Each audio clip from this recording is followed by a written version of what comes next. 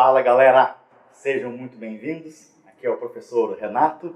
A gente veio bater um papo, fazer uma introdução, fazer uma revisão sobre um assunto que está muito na moda, está todo mundo falando, está todo mundo tendo dúvida sobre esse tema, mas não é um assunto muito novo. A gente está falando da holding.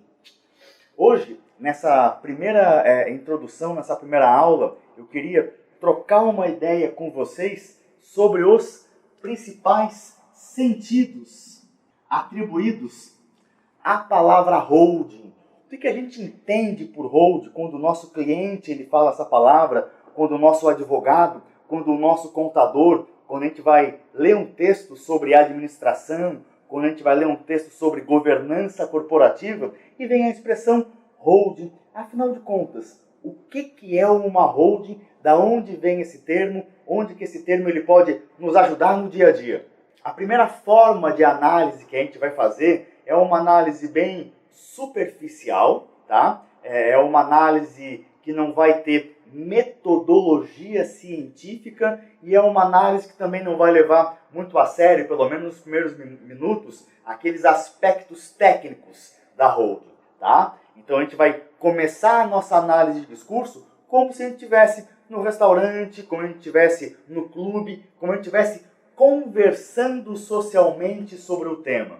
Então, quando a gente tem essa leveza para tratar sobre a holding, a gente começa a escutar das pessoas o que elas entendem sobre o assunto, qual é o sentido que elas atribuem à palavra holding.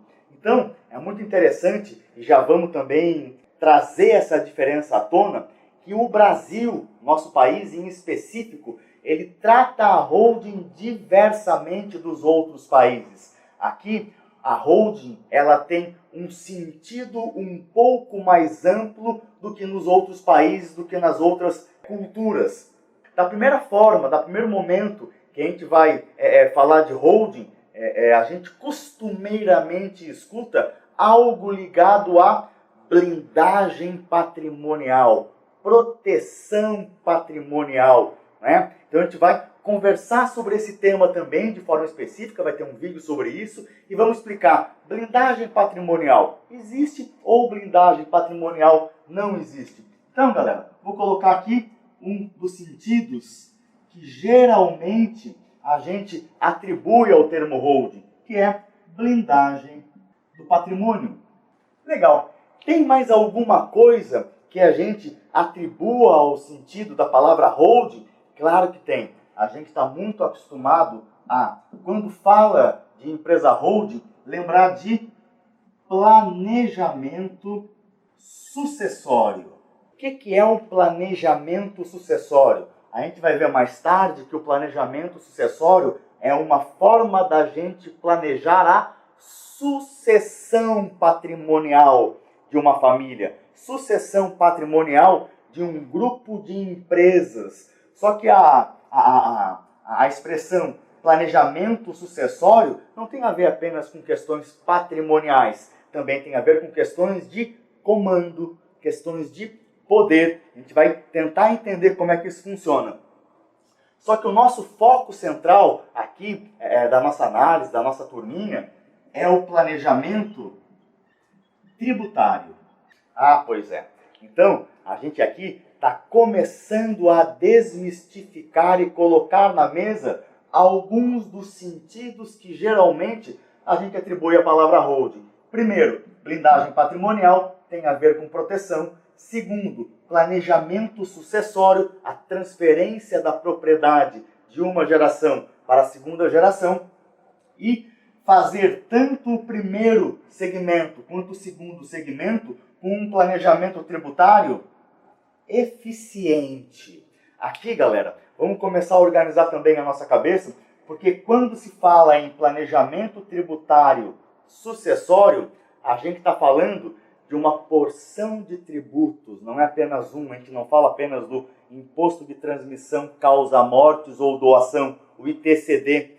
Quando a gente trata de empresa holding, a gente vai tratar da maioria dos tributos imposto de renda da pessoa física, imposto de renda da pessoa jurídica, PIS, COFINS, contribuição social sobre o lucro. Vamos falar sobre o ITCMD. Vamos perceber, gente, que a gente vai falar também sobre o ITBI, Imposto de Transferência sobre os Bens Imóveis. Vamos, em alguns casos, falar sobre o ITR, Imposto Territorial Rural, né? Então, colocando os sentidos da palavra holding na mesa, e quando a gente vai chegar no nosso foco, nosso objeto de estudo, que é o planejamento tributário, no planejamento sucessório, a gente começa a se deparar com alguns tributos imobiliários. E aqui